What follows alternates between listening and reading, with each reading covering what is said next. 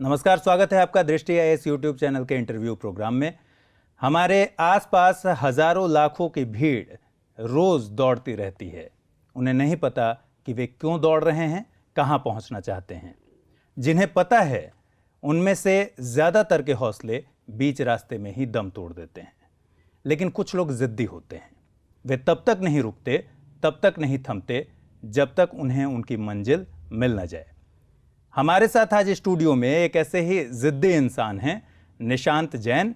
2014 की सिविल सेवा परीक्षा में 13वां रैंक हासिल किया है आपने। और निशांत जैन हिंदी माध्यम से 2014 की परीक्षा में टॉपर भी रहे हैं।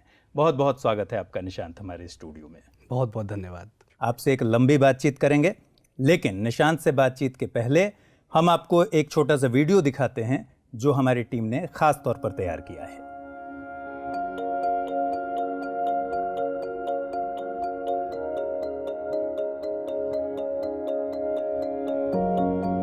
हौसलों की उड़ान यूं ही नहीं भरी जाती। कामयाबी की इबारत कोई ऐसे ही नहीं लिख देता। ऐसा नहीं होता कि कोई यूं ही तपकर सोना बन जाए। हालात से दो दो हाथ करने का फौलादी जज्बा और पहाड़ जैसा धीरज हो तो हर कहानी कामयाब बन जाती है। ऐसी ही एक कहानी है निशांत जैन की।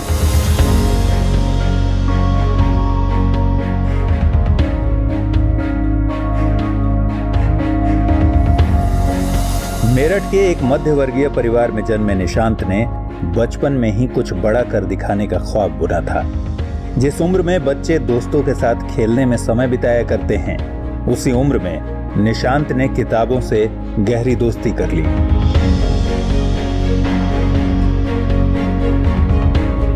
समय जैसे जैसे गुजरता गया, अलमारी में रखे मेडल्स की तादाद वैसे वैसे बढ़ती गई। एंकरिंग, कविता लिखने, डिबेट करने से लेकर मैगजीन और अखबारों में आर्टिकल लिखने तक हर काम में निशांत ने खुद को साबित किया। सरकारी स्कूल और कॉलेज में पढ़कर निशांत खुद को कुछ इस कदर तराशते रहे मानो मुकाम हासिल करने की तरफ एक एक कदम आगे बढ़ा रहे हों। निशांत ने क्योंकि थ्रू आउट हमेशा फर्स्ट क्लास रहा, हाई स्कूल हुआ, इंटरमीडिएट रहा, मतलब ये नहीं कहा सकता कि कोई ये कुछ सालों की मेहनत का परिणाम था। ये बल्कि मतलब एक सतत साधना थी जो कि बचपन से ही वो लगातार कर रहा था। एमए तक की पढ़ाई मेरठ में पूरी करने के बाद निशांत ने 2012 में दिल्ली का रुख किया। वक्त के साथ तालमेल बैठाने की आदत पुरानी थी, इसलिए जरूरत पड़ी तो पार्ट टाइम जॉब करने से भी गुरेज नहीं किया। यूपीएससी के पहले अटेम्प्ट में जब पीटी की परीक्षा भी पास नहीं कर सके तो हताशा ने तोड़ने की भरपूर कोशिश की। लेकिन इस बीच लोकसभा सचिवालय में हिंदी सहायक के पद पर नियुक्ति मिली और अगले ही साल यूपीएससी के फाइनल रिजल्ट में हिंदी टॉपर का जो नाम दर्ज हुआ वो था निशांत जैन। जब इनका रिजल्ट आया तो वो हम लोगों के लिए बहुत ही भावुक पल था और अगर कहें तो उस खुशी को हम आज तक सेलिब्रेट कर रहे हैं। भैया यहीं थे मेरठ में, मैंने भी छुट्टी ले रखी थी उस दिन, मम्मी जी थी, सब जने थे और बस रिजल्ट आते ही एक दूसरे के गले लगकर बहुत ही कहते ना खुशी के आंसू ही बस बहते रहे।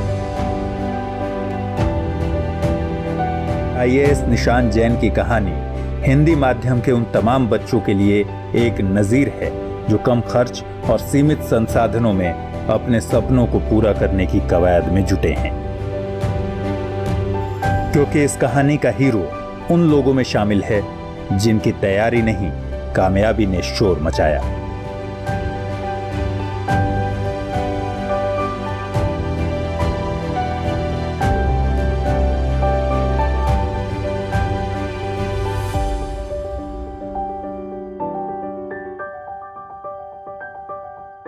तो इस शानदार वीडियो को देखने के बाद चलिए बातचीत शुरू करते हैं निशांत जैन से। कामयाबी के इस सफर की शुरुआत कहां से हुई? कब लगा आपको कि सबसे बड़े टारगेट पर हिट करना है? ऐसे तो बचपन में बहुत सारे ख्वाब हम देखते हैं। तो बचपन में कभी मैं 8वीं 9वीं क्लास में पढ़ता था तो कभी सोचता था कि भाई ये जब पढ़ते थे, नागरिक शास्त्र पढ़ते थे या कभी राशन की दुकान पर राशन लेने जाते थे, तो कभी सोचते थे कि अधिकारी शब्द कई जगह यूज़ होता था, और मैं बहुत जल्दी थोड़ा अखबार पढ़ने लग गया था, तो वहाँ बार बार पढ़ते थे कि उन्होंने निरीक्षण किया, ये कमी पाई। तो मुझे लगता था कि मतलब ये अधिकारी क्या होता है और ये कैसे बनते हैं। तो तभी से एक हल्का सा एक फैंटेसी कह दो, एक अजीब सी इच्छा थी मन में। लेकिन जब धीरे धीरे थोड़ा बड़े हुए तब समझ में आया कि इसके लिए परीक्षा देनी होती है। तो कहीं 11वीं 12वीं में जाके सोचा था कि भाई मैं भी ये परीक्षा दूंगा। लेकिन बाद में जब ग्रेजुएशन की, फिर समझ में आया कि भाई इसके लिए तो ऑप्शनल सब्जेक्ट भी लेना होता है, जीएस भी तैयार करना होता है। तो थोड़ा रुझान था, क्योंकि सामान्य ज्ञान में मेरी एक थोड़ी रुचि थी, तो उसका फ़ायदा मिला। पर बाकी आगे जीवन के कुछ संघर्ष भी रहे। तो उसके बाद धीरे धीरे करते करते ये निर्णय हुआ कि भाई परीक्षा तो देने का एक ख्वाब मन में था ही, पर परिस्थितियों के हिसाब से जब सही समय आया था शायद तभी मैं परीक्षा दे पाया। अब तो आप अधिकारी बन चुके हैं, ट्रेनिंग पूरी हो चुकी है, अब क्या बदलाव महसूस करते हैं पहले में और अब में? बदलाव तो एज ए ह्यूमन बीइंग तो मतलब बहुत ज़्यादा बदलाव तो नहीं, लेकिन हाँ बहुत सारे सकारात्मक बदलाव जो मैं महसूस करता हूँ, या मेरे साथ जो जुड़े लोग हैं मुझे इतना महसूस नहीं होते जितना मेरे परिवार वालों को या जो लोगों से मैं हम डील करते हैं उनको जो बाहर से देख रहे हैं वो ज़्यादा महसूस कर पाते हैं। तो मुझे जहाँ तक लगता है वो ये कि एक तो ट्रेनिंग कुछ इस तरह की बहुत कॉम्प्रिहेंसिव है, व्यापक प्रक्रिया है ट्रेनिंग की, कि जीवन के हर क्षेत्र का थोड़ा एक्सपोजर मिल जाता है। तो कहीं ना कहीं मुझे लगता है जैसे फॉर एग्जांपल फाउंडेशन कोर्स है या प्रोफेशनल ट्रेनिंग है या भारत दर्शन है या फिर दिल्ली में, तो उससे हमें कहीं ना कहीं एक तो सेंसिटाइजेशन होता है। सेंसिटाइजेशन भारत की संस्कृति को लेकर भी, दुनिया के एक्सपोजर को लेकर भी, और प्रशासन की बारीकियों को लेकर भी, नियम कायदों को लेकर भी। तो उससे कहीं ना कहीं एक तो दृष्टि, हालांकि यूपीएससी की परीक्षा ही अपने आप में बहुत व्यापक होती है, लेकिन उससे भी बियॉन्ड हम थोड़ा प्रशासन के नज़रिए से उन चीज़ों को जब देखते हैं तो वो बदलाव आते हैं हमारे अंदर, और थोड़ा सा परिपक्वता तो आती ही है, पेशेंस बढ़ जाता है, धैर्य हमारे अंदर थोड़ा बढ़ जाता है, और लोगों से डील करते करते कुछ थोड़ा सा सही क्या है गलत क्या है वो जो विवेक होता है शायद उसको परखने की क्षमता ट्रेनिंग हम में बढ़ाती है।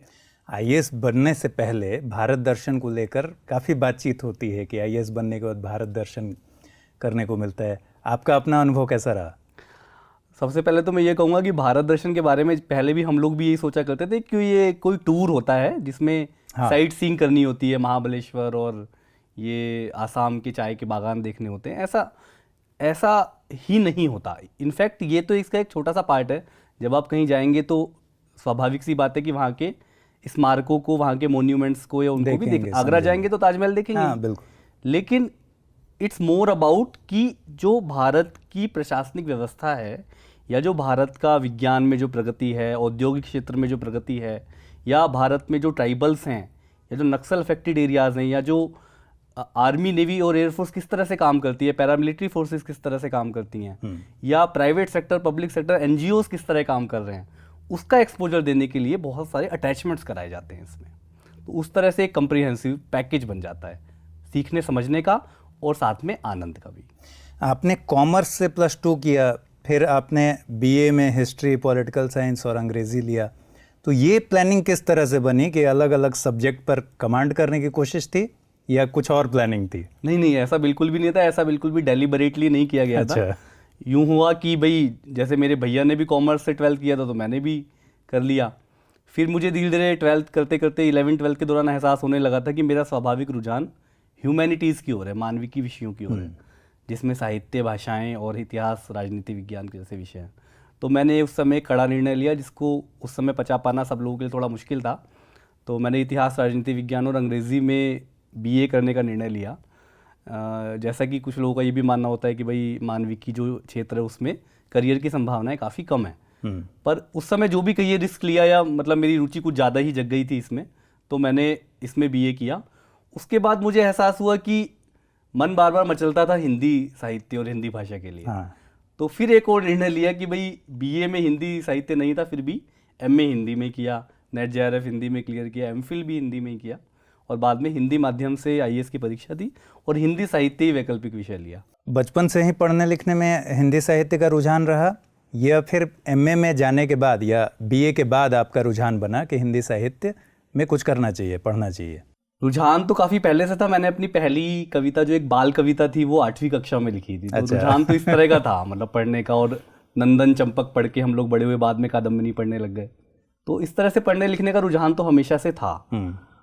लेकिन उसके बाद फिर उसको एक एकेडमिक डिसिप्लिन के रूप में पढ़ने का विचार बीए के दौरान आया कि भाई क्यों ना इसमें इतनी रुचि जब है तो इसमें अकादमिक रूप से आगे कुछ किया जाए और सिविल सेवा परीक्षा में भी इसी को लेकर आगे बढ़ा जाए। वो पहली कविता जो 8वीं कक्षा में आपने लिखी थी, कुछ याद है उनके लाइन्स? नहीं याद तो थोड़ा है, लेकिन उसको सुनने के लिए थोड़ा बच्चा बनना होगा तभी, क्योंकि तो वो एक बाल तो कविता बन जाएंगे हम लोग।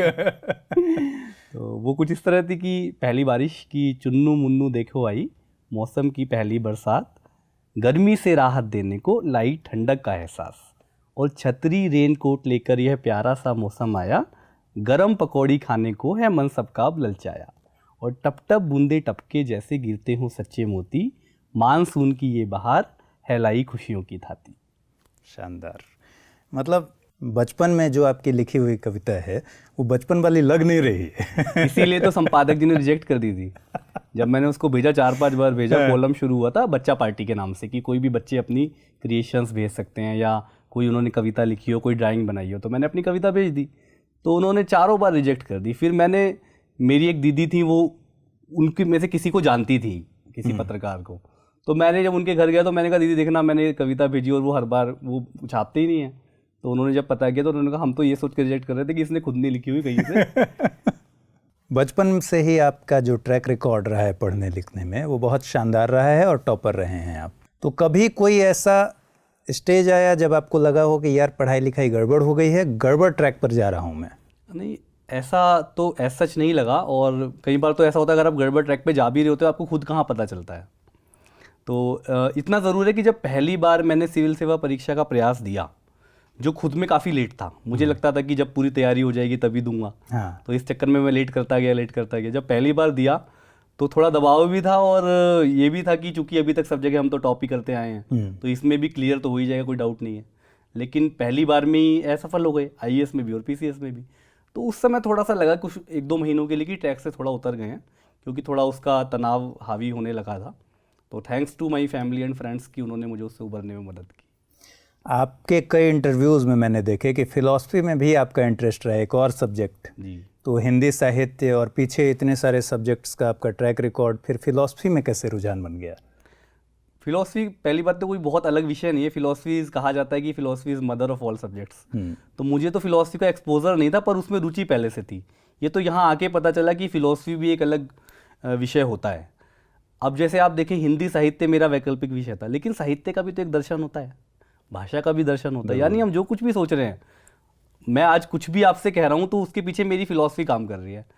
तो फिर मैंने जब एक बार थोड़ा सा भारतीय दर्शन को और पाश्चात्य दर्शन को पढ़ा और सामाजिक राजनीतिक दर्शन को पढ़ा, तब समझ में आया कि हाँ भाई, जो जितनी भी प्रथाएं हैं समाज में चल रही हैं उनके पीछे क्या दर्शन काम कर रहा है। तो इस तरह से दर्शन में रुचि थोड़ी बढ़ती चली गई। फिलॉसफी में जो आपकी रुचि है वो तो एकेडमिकली आपने बता दी।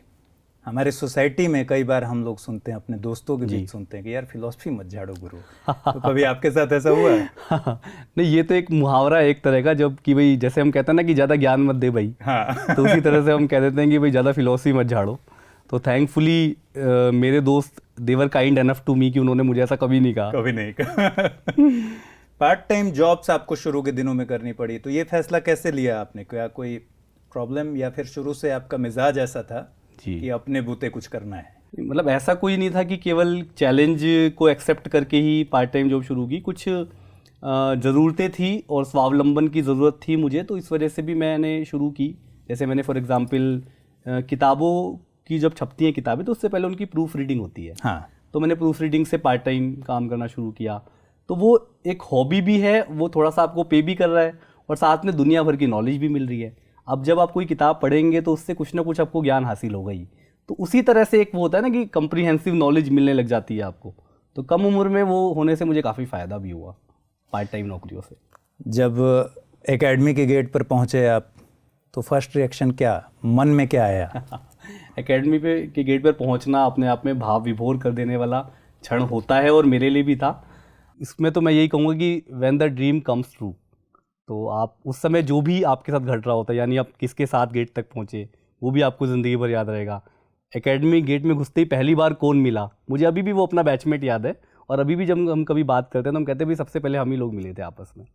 आपकी किताब में मैं पढ़ रहा था ट्रेनिंग की ही बात है कि आइस ब्रेकिंग शब्द था, आम लोग तो जानेंगे नहीं इसको, ये आइस ब्रेकिंग पार्ट सर्विस का क्या है? नहीं, सर्विस का कोई पार्ट नहीं है। ये तो जब फाउंडेशन कोर्स की शुरुआत होती है, जब पहला ही दिन ट्रेनिंग का होता है, तो कोशिश की जाती है कि आइस ब्रेकिंग के माध्यम से थोड़ी जमी हुई जो बर्फ़ है उसको तोड़ा जाए, पिघलाया जाए। अच्छा। यानी जैसे अब एक साथ जब 300-400 लोग एक साथ एक सिविल सर्वेंट्स नए सेलेक्ट हुए, वो पहुँचे, तो उनके बीच संवाद कैसे शुरू हो, तो उस संवाद को शुरू करने के लिए कुछ मनोरंजक तरीके से उनमें आइस ब्रेकिंग सेशंस कराए जाते हैं, कुछ गेम्स खिलाए जाते हैं, जिससे वो एक दूसरे के प्रति कंफर्टेबल होते हैं, फिर दोस्ती और आपस में मिलना जुलना शुरू हो जाता है, जो एक बहुत ज़रूरी भी है। और हमारे यहाँ कहा जाता है कि एस्पिरिट डे कॉप्स होनी चाहिए, यानी आपस में मिलजुल कर काम करने की संघ भावना सिविल सेवकों में पैदा होनी चाहिए। आपको ट्रेनिंग के दौरान एक भाषा और सीखने का मौका मिला जी। तो आपने उर्दू चुना, ऑप्शन में आप कुछ और भी चुन सकते थे, ये फैसला क्यों? वो भाषा का एक प्रारंभिक ज्ञान होता है, उसके प्रति बहुत ज़्यादा तो नहीं सीखा जा सकता इतने कम समय में। हाँ। क्योंकि 3 महीने के फाउंडेशन कोर्स में एक भाषा को पूरी पकड़ हासिल नहीं की जा सकती, पर फिर भी उर्दू के प्रति एक खास किस्म का लगाव और नॉस्टैल्जिया शुरू से रहा है। क्योंकि जैसा कि आपको पता है, अगर आपको कविता में रुचि हो तो ऐसा संभव नहीं है आपकी उर्दू की शायरी में रुचि ना हो। तो उर्दू में मेरा काफ़ी खास रुझान था, तो मुझे लगा शायद उर्दू सीखते सीखते थोड़ा और आनंद आए, थोड़ा और मज़ा आए। गज़लें भी आप खूब सुनते हैं? जी। और गाते भी हैं? नहीं, गाता नहीं हूँ, केवल सुनता हूँ। कुछ तो गुनगुनाते रहे हैं आप, मैंने कई प्लेटफॉर्म्स पर कुछ सुना देखा है, तभी कह रहा हूँ। तो कौन सी सबसे पसंदीदा गज़ल है आपकी? वो एक ही है पिछले कई सालों से, और वो तभी से पसंदीदा ही चली आ रही है। जगजीत सिंह साहब की गज़ल है, झुकी झुकी सी नज़र करके एक गज़ल है। तो मैंने सुना है कि आप बहुत अच्छा गाते हैं, और इस गज़ल के अगर 2 लाइन आप सुनाएं। मैं अच्छा गाता नहीं हूँ, लेकिन मैं, अगर आप मुझे सहन कर पाएँ तो मैं 2 लाइन सुना देता हूँ। मैं तैयार हूँ बर्दाश्त करने के लिए, और इसका निर्णय तो श्रोताओं पर छोड़ दीजिए। नहीं, उनसे भी अच्छा यही उम्मीद है गाता कि हूँ वे या नहीं। ये जज ना करें कि मैं अच्छा गाता हूँ खराब, क्योंकि मैं अच्छा गाता बिल्कुल नहीं हूँ। झुकी झुकी सी नजर बेकरार है कि नहीं, दबा दबा सा सही, दिल में प्यार है कि नहीं, झुकी झुकी सी नजर। क्या बात है। बचपन से आपके ऐसे कौन कौन से शौक रहे हैं जो आज भी आप जी पाते हैं? एक तो शौक पढ़ना और लिखने का, जो भी महसूस किया, जो भी मेरे आसपास घटा, उसमें क्या मैंने फील किया, उसको कागज़ पे उतारने का एक शौक रहा है पहले से। इसके अलावा थोड़ा कविताएं बोलने का, एंकरिंग का, मतलब एक पब्लिक स्पीकिंग का थोड़ा शौक रहा मुझे हमेशा से। डिबेटिंग की कॉलेज में, तो उस समय काफ़ी अच्छा हम लोगों ने देश भर में गए और डिबेट वगैरह में भाग लिया। निबंध लेखन किया, क्विज़ वगैरह में काफ़ी पार्टिसिपेट किया। तो ये कुछ ऐसी एक्स्ट्रा करिकुलर एक्टिविटीज़ होती हैं जो आपके एकेडमिक स्कोर इम्प्रूव ही करती हैं और आपके ओवरऑल स्किल्स को डेवलप करती हैं। तो उसमें हमने खूब मज़ा किया और खूब कॉलेज में हम लोग एक्टिव रहे। आप अब कुछ इन शौक में से कर पाते हैं पूरा, या अब तो समय की काफ़ी कमी हो गई आपके पास? लेकिन ऐसा भी तो नहीं है ना कि ये शौक अब आपकी पूरी नौकरी के निर्वाह में काम आते हैं। आपके दायित्वों के निर्वाह में हर रोज़ आपको मदद करते हैं। आप जब एक अधिकारी होते हो तो आपको लोगों से संवाद स्थापित करना होता है, आपसे मिलने लोग आते हैं, आपको उनसे इंटरेक्ट करना होता है, कभी कभी आपको संबोधित भी करना होता है। तो ऐसे में आपके लिखने और पढ़ने का जो कौशल है वो हमेशा काम आता है। फिल्में देखते हैं आप? फिल्मों में किस तरह का कंटेंट पसंद है आपको? फिल्में मैं देखता हूँ। फिल्में देखने का शौक़ पिछले दिनों थोड़ा डेवलप ही हुआ है। तो मुझे ऐसी फिल्में अच्छी लगती हैं थोड़ी देसीपन से भरपूर हों, थोड़ा रोमांटिक हों और थोड़ा इमोशनल हों, मतलब इस तरह की फिल्में देखना ज़्यादा पसंद करता हूँ मैं। या फिर किसी बायोपिक्स में भी काफ़ी इंटरेस्ट बढ़ा है कि किसी, जैसे धोनी के ऊपर बनी पीछे एक बायोपिक, या पहले मैरी कॉम पे बनी थी, तो इस तरह की बायोपिक्स में भी काफ़ी इंटरेस्ट आता है। एक मिडिल क्लास फैमिली से बिलोंग करते हैं आप, कभी किसी ऐसी चीज़ के लिए अपने मन बनाया हो जो उस समय संभव नहीं हो, लेकिन आपको लगा हो कि यार एक बार IAS बन जाए तो इसको ज़रूर करेंगे? ऐसा कोई बहुत ज़्यादा इस तरह तो नहीं हुआ कि बहुत ज़्यादा किसी चीज़ का सपना था, क्योंकि जो ज़रूरतें भी बहुत सीमित थीं, कोई बहुत ज़्यादा फैली हुई भी नहीं थी। तो ज़रूरतें पूरी होती गई और खुशी से, मतलब हंसते मुस्कुराते हुए हर माहौल में मस्ती से जीते हुए जीते गए। तो ऐसा कभी महसूस नहीं हुआ कि कोई ख़ास अभाव रहा हो। और रही बात IAS बनने के बाद के जीवन की, तो मुझे लगता है उसमें भी जो मैं करना चाहता था वो उस पद तक मैं पहुंच पाया, और उम्मीद है कि जिन सपनों को लेकर मैं आगे बढ़ा था उनको कर पाऊंगा आगे। लाइफ कोई के शिकायत कोई- नहीं है कुल मिला के। लाइफ का कोई ऐसा टर्निंग पॉइंट याद आता है जब चीज़ें बदल गई हों बिल्कुल पूरी तरह से, आपकी ज़िंदगी का फ़लसफ़ा बदल गया हो, सोचने का तरीका बदल गया हो? ऐसे टर्निंग पॉइंट यूँ तो आते रहे हैं, क्योंकि कोई भी आदमी जब लगातार ज़िंदगी की राह में आगे बढ़ता जाता है, उतार चढ़ाव आते हैं और टर्निंग पॉइंट भी आते ही जाते हैं। मुझे लगता है कि जब मैं ग्रेजुएशन के बाद कभी शायद मैं अपने जीवन में नॉर्मली चल रहा था आगे, तो मेरे एक सीनियर हुआ करते थे, तो वो कभी कभी मेरी खबर लेते रहते थे कि भाई क्या चल रहा है निशांत आजकल। तो उन्होंने एक बार मुझसे कहा, निशांत, उन्होंने मेरी टोटल स्थिति को ऑब्जर्व करते हुए उन्होंने मुझे कहा कि निशांत उन्होंने मुझे एक बल्ब का उदाहरण दिया कि जिस तरह एक बल्ब है, अगर उसे छत पर यहाँ लटकाया जाए तो वो ज़्यादा क्षेत्र को कवर करता है, और अगर उसी बल्ब को यहाँ लटका दिया जाए तो वो कम क्षेत्र में रोशनी दे पाता है। तो उन्होंने कहा तुम वो बल्ब हो जिसको थोड़ा ऊपर लटकना चाहिए। तो मुझे लगा कि यार ये सोचने का एक अलग ही तरीका है, क्यों ना जब हम सेवा करनी है तो क्यों ना बड़े क्षेत्र पे जाकर, बड़े स्कोप जहाँ पर हो वहाँ पे जाके काम किया जाए। परिवार में या दोस्त में या फिर पीछे जितने लोगों के बारे में आप पढ़ते रहे हैं, उसमें से कोई इंस्पिरेशनल पर्सनालिटी आपके लिए? बिल्कुल, मैं थोड़ा शुरू से ही मतलब एक तो बुद्ध और महावीर से बहुत प्रभावित रहा, और विवेकानंद का दर्शन मुझे बहुत प्रभावित करता है, ख़ासतौर पर उनका जो आत्मविश्वास है। जब वो कहते हैं कि strength is life and weakness is death, तो लगता है कि वाह, क्या मतलब इस हद तक का आत्मविश्वास एक युवा में होना चाहिए। इसीलिए शायद युवाओं के आइकन भी बिल्कुल विवेकानंद बने। बिल्कुल। और रही बात वैसे इंस्पिरेशन की, तो जब मैं कॉलेज में, स्कूल में पढ़ता था इनफैक्ट, तो मेरठ में एक जिलाधिकारी हुआ करते थे, अवनीश अवस्थी सर, जो IAS ऑफिसर हैं यूपी के। तो तब मैं अखबार पढ़ा करता था, जैसा कि मैंने आपको बताया, तो मैं पढ़ता रहता था कि आज उन्होंने ये काम किया, आज उन्होंने ये अच्छा काम किया, ये अभियान चलाया या फिर ये निरीक्षण किया। तो मैं सोचता था, मैं उनसे काफ़ी प्रभावित रहता था। शायद तभी वो जो सपना था ना कि मन में एक ख्वाब था IAS बनने का, तो वो उनको देखकर ज़्यादा उसमें ऊर्जा आई। अब आप खुद एक IAS ऑफिसर हैं, तो कभी अवनीश अवस्थी से मिलने का मौका मिला? जी, सौभाग्य से मुझे उनसे मिलने का मौका मिला, और मैंने उन्हें सारी बात अपने मन की बताई कि हाँ, मैंने ऐसे ऐसे, जब मैं छोटा था तो मैं आपके टीवी अखबार में पढ़ता था। तो उनको भी सुन के बहुत अच्छा लगा और मेरे मन की बात भी निकल गई। ज़िंदगी में आपको कभी ऐसे हालात का सामना करना पड़ा जब डिप्रेशन हो या फ्रस्ट्रेशन हो? छोटे मोटे फ्रस्ट्रेशन तो यूं ही लगे रहते हैं, लेकिन मुझे लगता है कि जब वो पहले प्रयास में, सिविल सेवा परीक्षा का पहला प्रयास, और आप एकदम उत्साह से लबरेज, और तब प्रारंभिक परीक्षा में असफल होना, तो वो एक झटका था मेरे लिए। वो भी तब जबकि ट्रैक रिकॉर्ड टॉपर कर रहा हाँ, वो ज़्यादा समस्या का कारण बन जाता है, क्योंकि सब लोग टॉपर ही होते हैं अपने अपने मोहल्लों के।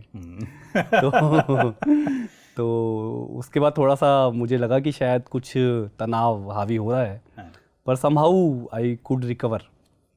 तो रिकवर करने के दौरान परिवार, दोस्त, इन लोगों ने बहुत मदद की है, या आपका अपने से बाहर निकलने की उसमें आपकी जिजीविषा ने काम किया इस तरह की? जिजीविषा तो अपनी ही होती है, लेकिन जिजीविषा को पालने पोसने और संभालने में तो आपके आसपास वाले ही मदद करते हैं। उनको हमें, जब हमसे ज़्यादा भरोसा होता है ना, तो अपने को भी लगता है कि शायद अपने में कुछ तो है जो ये लोग इतना भरोसा कर रहे हैं। तो इसीलिए मेरा हमेशा से एक मानना रहा है कि रिश्ता तो निभाने में है, यानी अगर अपने हैं वो भी अगर रिश्ता ना निभाओ तो पराये से हो जाते हैं, और कई बार जिन्हें हम पराया कहते हैं, जब उनसे रिश्ता निभाओ तो वो अपने से लगते हैं। तो इसलिए रिश्तों की बड़ी अहमियत मुझे लगती है हमेशा। कई सारे स्टूडेंट्स भी हैं, और स्टूडेंट्स के बीच जैसा आप बता रहे हैं कि एक कॉमन प्रॉब्लम है कि कई बार फ्रस्ट्रेशन, जी, वो डाउन टाइम आता है जब आपका दिमाग काम नहीं कर रहा होता है। उनके लिए आप कुछ कहना चाहेंगे कि कैसे उभरें इस चीज़ से? नहीं, मुझे लगता है कि एक तो हम लोग कई बार ये सोचते हैं कि बंद कमरे में बैठ के ही हम तैयारी करेंगे, तो उसमें क्या होता है, हम अपनी जो हॉबीज़ होती हैं, हॉबीज़ मतलब जिनसे करके आपको खुशी मिलती है, खाली वक्त में जो काम आप करना पसंद करते हैं, आप उनसे कटने लगते हैं। आप सोचते हैं कि नहीं गाना नहीं सुनना, कहीं ऐसा तो नहीं कि IAS का एग्ज़ाम ना क्लियर हो इस बार, है ना, या मूवी कभी नहीं देखनी। तो इस तरह का नहीं सोचें, थोड़ा सा फिजिकल एक्टिविटी भी करें, बिल्कुल बोर्डम से बचें, और हो सके अगर आपको रुचि हो तो थोड़ा सा योग या प्राणायाम से भी काफ़ी फ़ायदा होता है। और लोगों से बात भी करें, ओपन अप योर माइंड। कभी कभी मन की बात जो है वो किसी से शेयर करें, या किसी की बात सुने, तो उससे भी काफ़ी रिलैक्स होता है आपको। एक बड़ी प्रॉब्लम जो कंसिस्टेंसी की भी होती है, इसी रिगार्डिंग में बात करना चाहता हूँ कि कंसिस्टेंसी नहीं बन पाती है। जी, आप कंसिस्टेंसी को बनाए रखने में कितने माहिर थे? कंसिस्टेंसी का बहुत बड़ा रोल है, और मुझे लगता है शायद मैं ये बना पाया। और कभी कभी जब मैं खुद सोचता हूँ कि मैंने ये परसिस्टेंस या कंसिस्टेंसी, निरंतरता जो है, ये कैसे बनाई, तो मुझे लगता है कि चाहे मैं कहीं भी नौकरी करता रहा या मैं पढ़ाई करता रहा, पर मैंने कभी एक सपना जो था आईएएस बनने का वो छोड़ा नहीं। तो मुझे लगता है कि जहाँ मैंने काम किया, काम बिल्कुल अच्छे से किया। ऐसा नहीं कि मैंने अपने काम को प्रभावित किया अपने सपने की वजह से, लेकिन उस सपने को आंखों से ओझल नहीं होने दिया।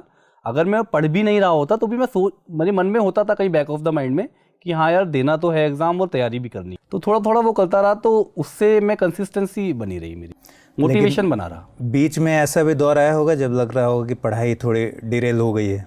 बिल्कुल, बहुत बार ऐसे मौके आए और कई बार तो काफ़ी लंबे लंबे समय तक 6-6 महीने तक डिग्री हो गई पढ़ाई, ऐसा भी हुआ।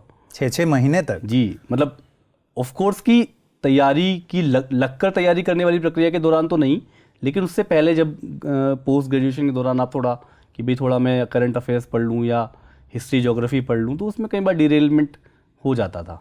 कोई बात ऐसी आपको जिसमें लगता हो आप बेहद लापरवाह हैं?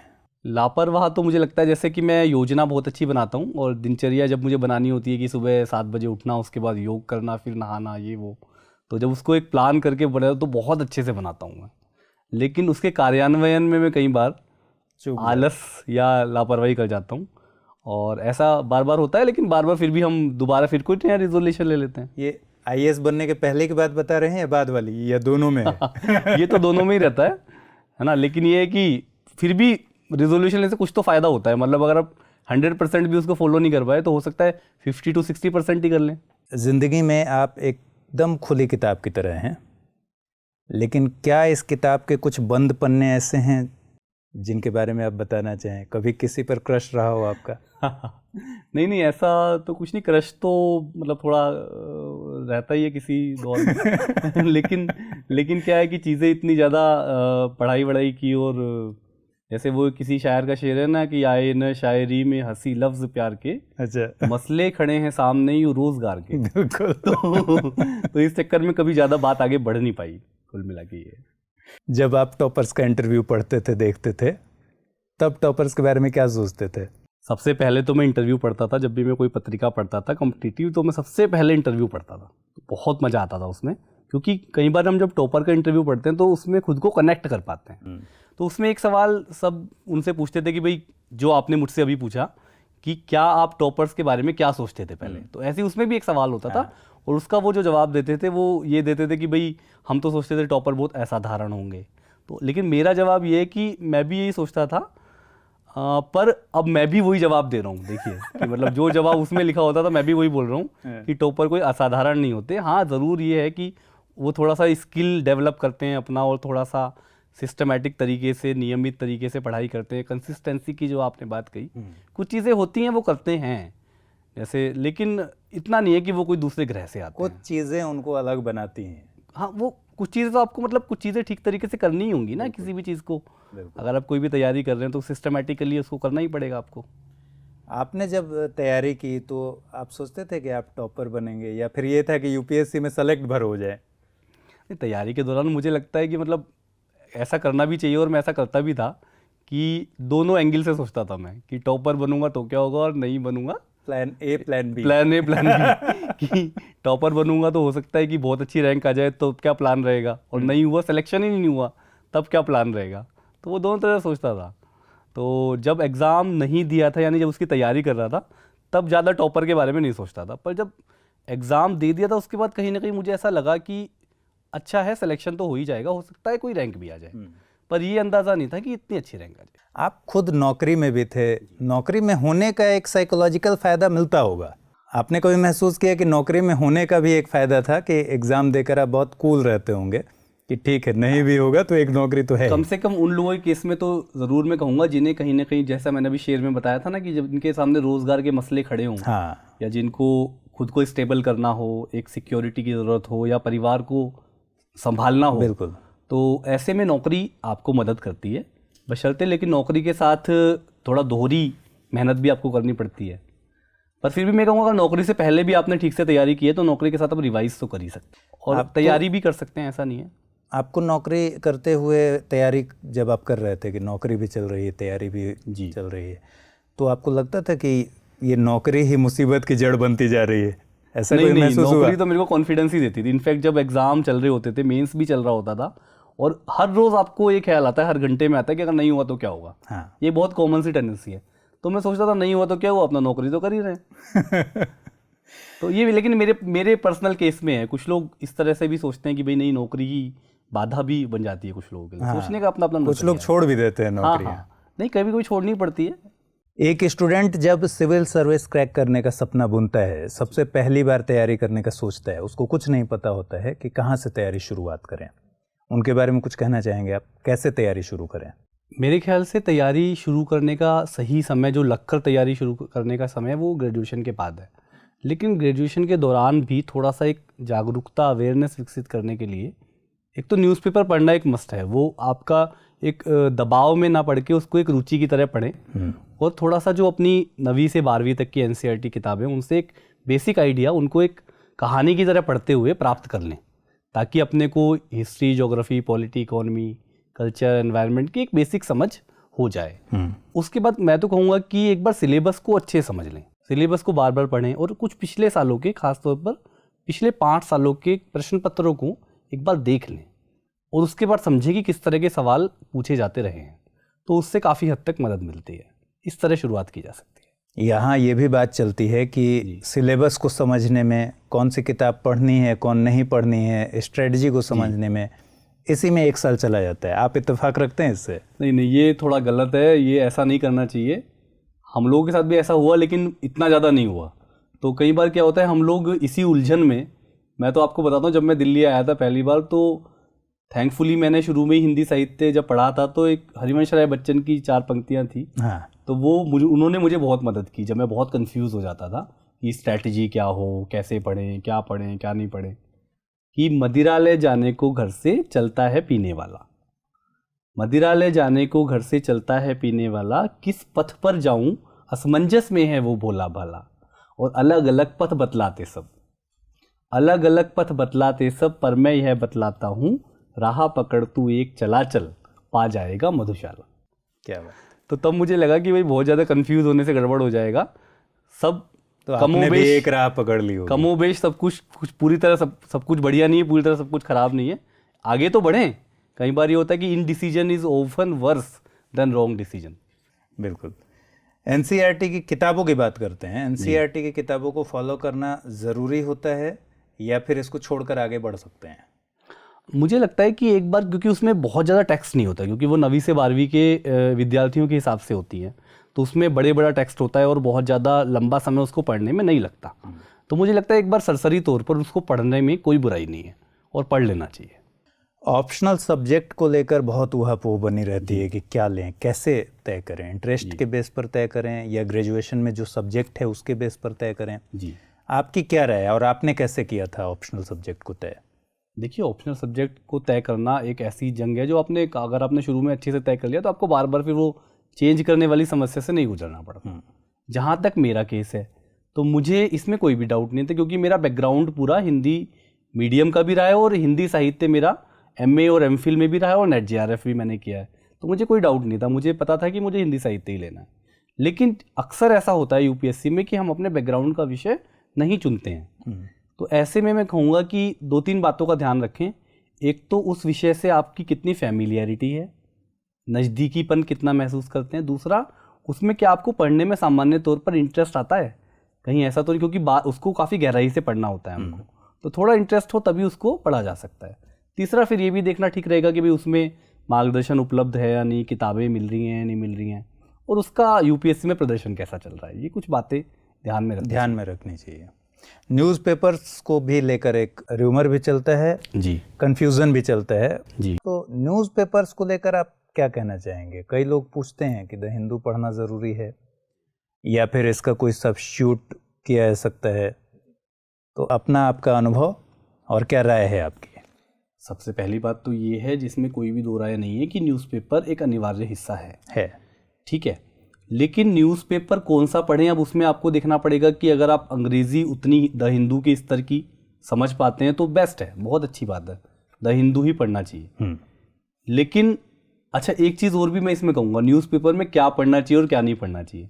कुछ लोग क्या करते हैं, न्यूज़पेपर को एक कि भाई कथा है पूरी पढ़नी है, तो उसको वो कई बार शुरू से लेकर एंड तक, तो उसमें तो सुबह से शाम हो जाएगी, तो उसमें अपने को धीरे धीरे पढ़ते पढ़ते समझ में आने लगता है कि UPSC के हिसाब से कौन कौन से हिस्से ज़्यादा महत्वपूर्ण है।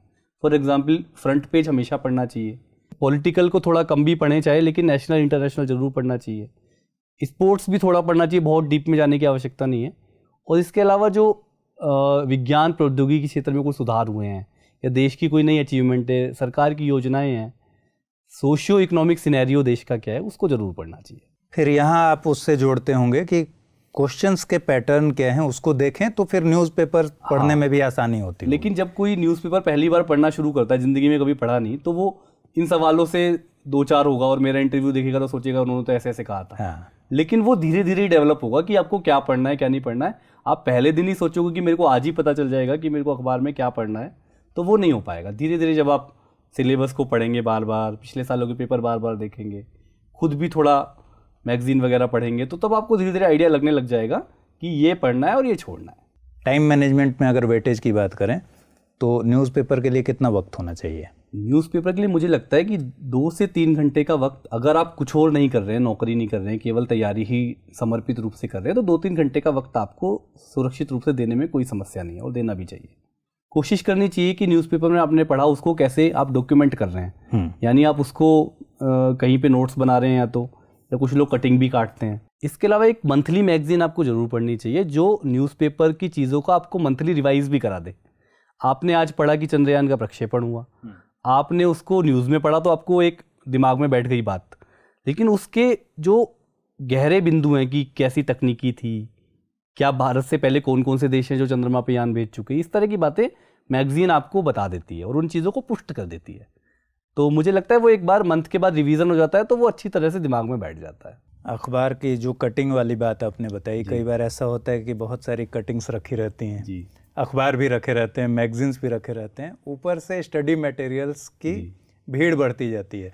आपके साथ कभी ऐसा हुआ? मेरे साथ भी ऐसा हुआ है और मैं तो खूब देखता हूँ कि जो यूपीएससी की खासतौर पर तैयारी कर रहे होते हैं लोग, उनके कमरे में जाने से भी लोग इसलिए कतराते हैं कि उस कमरे में एक बड़ा पुस्तकालय होता है तो उनको लगता है, वो एकदम तनाव में आ जाते हैं कि भाई इतनी सारी किताबें पढ़नी होती हैं तो फिर कैसे करेंगे हम। और एक और समस्या रहती है, जब आप बाज़ार में निकलते हैं और प्रतियोगी परीक्षाओं की किताबों का बाज़ार होता है तो आपको लगता है एक देखो नया ये आया है तो ये भी खरीद लेते हैं, वो भी खरीद लेते हैं। तो इस तरह से करके वो बहुत सारी किताबें जमा हो जाती हैं, बहुत सारे नोट्स जमा हो जाते हैं और बहुत सारी पत्रिकाएं और न्यूज़पेपर की कटिंग जमा हो जाती है। पर मुझे लगता है कि जैसे मैं कहता भी हूँ कि it is better to read 1 book for 10 times than to read 10 books for 1 time. यानी आप जो भी पढ़ें उसको थोड़ा बार बार पढ़ें, बजाय ये कि आप बहुत सारी चीज़ें इकट्ठी कर लें, तो उससे रिवीजन ठीक से नहीं हो पाता और बाद में चीज़ें ग्रैस्प ठीक से नहीं हो पाती। स्टडी मटेरियल का प्रेशर बनता होगा ना एक, उससे उस प्रेशर से को कैसे आप मैनेज करते थे, या फिर आप सलाह क्या देना चाहेंगे स्टडी मटेरियल? मैं तो ये सलाह दूंगा कि बहुत ज़्यादा फैलाने के बजाय आप चीज़ों को थोड़ा समेटें ताकि आपको परीक्षा के समय दिक्कत ना हो। पता चला अभी तो आपने खूब ये भी और वो भी बहुत सारा इकट्ठा कर लिया और बाद में जब परीक्षा से 1 महीना पहले या 2 महीना पहले आप पैनिक फील करने लगे। तो इसलिए बेहतर है कि पहले से उस दबाव को बढ़ाया ही ना जाए और काम की चीज़ें ही अपने रूम में रखी जाएं, दूसरों पर दबाव ना बनाया जाए, और खुद पर भी और दूसरों पर भी। ये भी है। टेस्ट सीरीज में हिस्सा लेना या फिर मॉक इंटरव्यूज को लेकर एक चर्चा चलती रहती है, ये सब कितना ज़रूरी है, कैसे फ़ायदा पहुंचाता है? हाँ, मैं बिल्कुल बताना चाहूँगा। टेस्ट सीरीज़ और मॉक इंटरव्यू, टेस्ट सीरीज़ मुख्य परीक्षा के लिए और प्रारंभिक परीक्षा के लिए, और मॉक इंटरव्यू वाले खंड के लिए। तो ये बेसिकली दोनों ही मॉक हैं। ये आपको उन रियल टाइम सिचुएशंस में आप कैसे परफॉर्म करेंगे उसमें मदद करते हैं, और प्लस आपका राइटिंग स्किल डेवलप करते हैं। और आपको ये भी पता चलता है कि जैसे कई बार हम खुद ही ख्याली पुलाव पकाते रहते हैं कि मेरी पर्सनैलिटी तो बहुत अच्छी है, लेकिन जब मॉक इंटरव्यू देने जाते हैं तो पता चलता है कि कुछ कमियां हैं जिन्हें अभी सुधारा जा सकता है। हालांकि ऐसा भी कई बार होता है कि कुछ लोग मॉक इंटरव्यू देने के बाद इतने तनाव में आ जाते हैं कि सही इंटरव्यू में परफॉर्म नहीं कर पाते। तो लेकिन मैं फिर भी ये सलाह दूंगा, अपनी पर्सनल मेरा एक्सपीरियंस है कि टेस्ट सीरीज़ और मॉक इंटरव्यू करने चाहिए, बहुत ज़्यादा नहीं कि आप रोज़ एक टेस्ट दे रहे हैं, वो ऐसा नहीं होना चाहिए। फिर पढ़ेंगे कब, लेकिन टेस्ट सीरीज़ और मॉक इंटरव्यू में हिस्सा लेना चाहिए। ये आपने बहुत अच्छी एक बात कही कि कई बार मॉक इंटरव्यूज़ देने के बाद भी लोग डिप्रेशन में चले जाते हैं, ठीक ठाक पर्सनालिटी होने के बावजूद। वैसे लोगों को क्या आप कोई सलाह देना चाहेंगे कि मॉक इंटरव्यू के रिजल्ट को इतना भी हावी ना होने दें अपने से? मतलब आप इतना भी वल्नरेबल मत बनिए कि कोई भी आपको कभी भी इमोशनल रूप से आप पे अत्याचार कर दे। तो इसलिए अगर किसी ने बताया भी है तो ठीक है, मतलब उसको दिल से ना लगाएं और अगर कोई, क्योंकि बहुत कम समय होता है उसमें बहुत ज़्यादा बहुत बड़ा आमूलचूल बदलाव नहीं लाया जा सकता ना उसमें अपने पर्सनालिटी में, तो थोड़ा सा सुधारने में कोई बुराई नहीं है। आप खुद इतने डिबेट्स में भाग लेते रहे हैं, लिखते रहे हैं, बहुत सारे इस तरह के क्रिएटिव शौक आपके हैं, आपको स्टूडेंट्स को कुछ कहना है कि इस तरह के क्रिएटिव जो आपके शौक हैं उनको किस तरीके से आगे बढ़ाएं ताकि ये पूरी तैयारी में उनको मदद कर पाए? मैं इसमें 2 बातें कहना चाहूँगा स्टूडेंट्स को कि एक तो क्रिएटिव शौक रखने चाहिए, इवन अगर आप क्रिएटिव के अलावा खेलना कूदना भी एक शौक होता है, अगर आपको खेलने का शौक है या एक्सरसाइज का शौक है, जो भी आपको, तो आपको करना चाहिए, ये मैंने पहले भी आपसे कहा था। हाँ। लेकिन ये सोचकर कि मैंने निशांत जैन का इंटरव्यू देखा था और उसमें उन्होंने बहुत सारी कविताएं लिखते, तो मैं भी कविता लिखना शुरू करूँ तभी IAS बनूंगा, तो ऐसा ना करें, अपने साथ इस तरह का मजाक ना करें। मतलब सबके अपने अपने शौक होते हैं, आप अपने शौकों को तलाश करें और उनको डेवलप करें, बजाय इस दबाव में आने के कि चूंकि टॉपर्स के बहुत सारे शौक होते हैं इसलिए मेरे भी बहुत सारे मल्टीपल शौक होने चाहिए, ऐसा बिल्कुल नहीं है। लिखने की प्रैक्टिस को लेकर बहुत सारी बातें होती हैं जी। पढ़ना एक अलग मुद्दा है, लेकिन आप उसको प्रेजेंट कैसे करते हैं ये एक अलग कला है। तो लिखने की प्रैक्टिस करना इस एग्ज़ाम के लिए कितना वेटेज रखता है, कितना बड़ा मुद्दा है?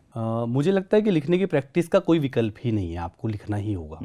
जितना आप सोचते हैं कि लिखने में सबसे बड़ी समस्या होती है आलस्य।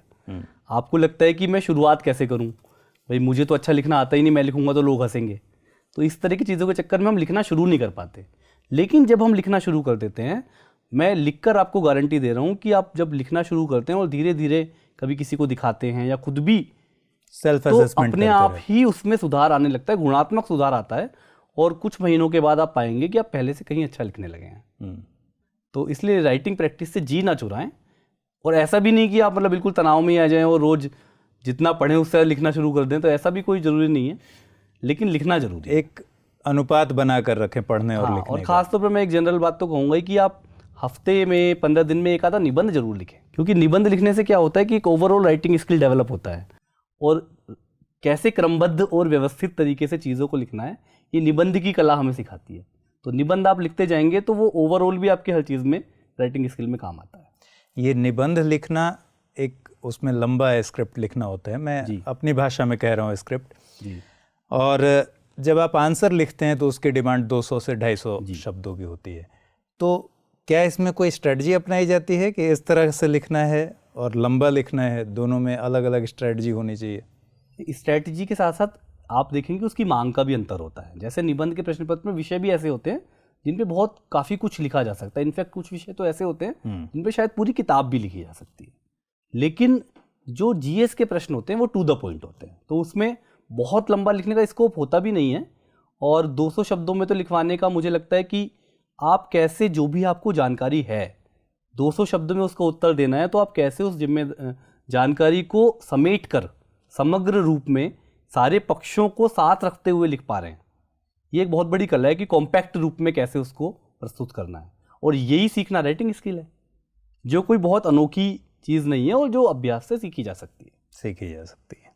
मीडियम को लेकर भी बहुत हो हल्ला मचा रहता है। क्या आपको वाकई लगता है कि हिंदी मीडियम वालों को थोड़ा नुकसान झेलना पड़ता है?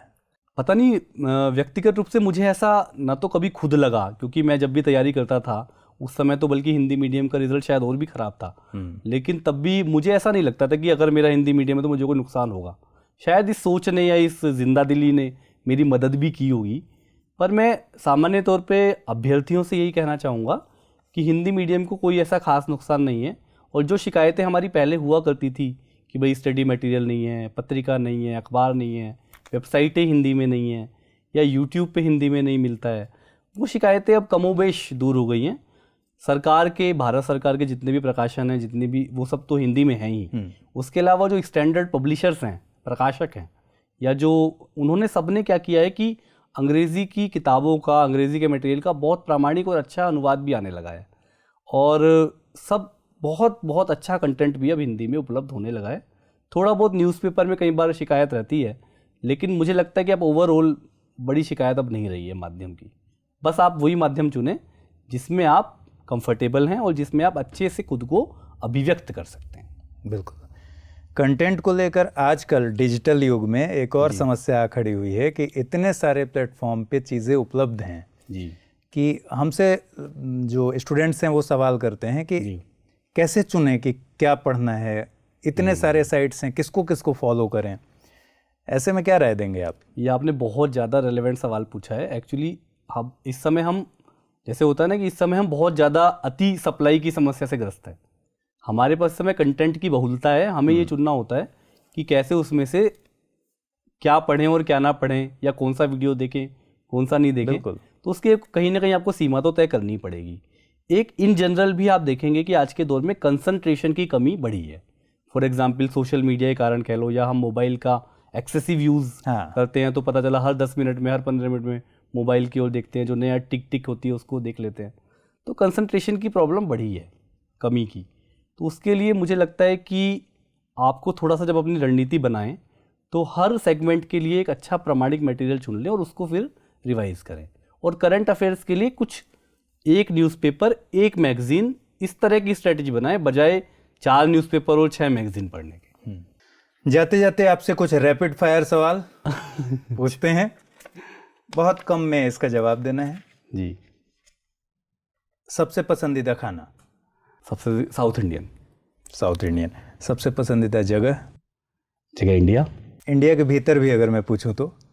इंडिया के भीतर अपना होम स्टेट। Home state. पसंदीदा कविता? पसंदीदा कविता राम की शक्ति पूजा, निराला की। और कवि? निराला। शिक्षक? मेरे शिक्षक मेरे पूर्व प्राचार्य। गज़ल तो हमने आपसे पूछ लिया था, गज़ल से अलग गाने में कोई चॉइस आपकी? नहीं, गाने मेरी कोई चॉइस नहीं है, ना मैं गाता हूँ ना मैं अच्छा गाता हूँ, लेकिन एक लाइन में जरूर। ये आप इस डर से तो नहीं बोल रहे हैं कि फिर से गाना गाने के लिए हम बोल देंगे? नहीं नहीं, आप भले ही मत बोलिए, लेकिन मैं एक लाइन एस्पिरेंट्स के लिए ज़रूर कहूँगा, जो मुझे गाना बहुत पसंद है और मुझे भी मोटिवेट करता था। रुक जाना नहीं तू कहीं हार के, कांटों पे चल के मिलेंगे साए बहार के। शानदार। फिल्म आपकी पसंदीदा कौन सी है? फिल्म अभी हाल फिलहाल में तो बरेली की बर्फी। हाल फिलहाल वाले में और पुराने वाले में याद करना पड़ता है। याद करना पड़ता क्योंकि है, आपने बता दिया है कि फिल्म का पुरानी शौक फिल्में तो ज़्यादा भी- देखी भी नहीं है। बिल्कुल। हाँ। और पसंदीदा गर्लफ्रेंड? मतलब नहीं नहीं, कोई नहीं है। चलिए निशांत, ठीक है। बहुत अच्छा लगा आपसे बातचीत करके। आपने ट्रेनिंग पूरी कर ली है और अब एक नए सफ़र पे हैं, नए तरह की चुनौती है, और हम आपको शुभकामना देते हैं कि आप अपनी इस चुनौती को भी उसी तरह से जीतिए जैसे आज तक आप जीतते आए हैं। बहुत बहुत बहुत धन्यवाद। शुक्रिया। Thank you. तो ये थे हमारे साथ निशांत जैन। अगले एपिसोड में हम फिर किसी ऐसी शख्सियत के साथ आपके साथ मिलेंगे जो अपने फील्ड में बहुत अच्छा कर रहे हों, यूपीएससी के प्रिपरेशन में जिन्होंने कमाल कर दिया हो और जो वाकई कहलाते हैं टॉपर। फिलहाल इस प्रोग्राम में इतना ही। इंतज़ार कीजिए अगले प्रोग्राम का।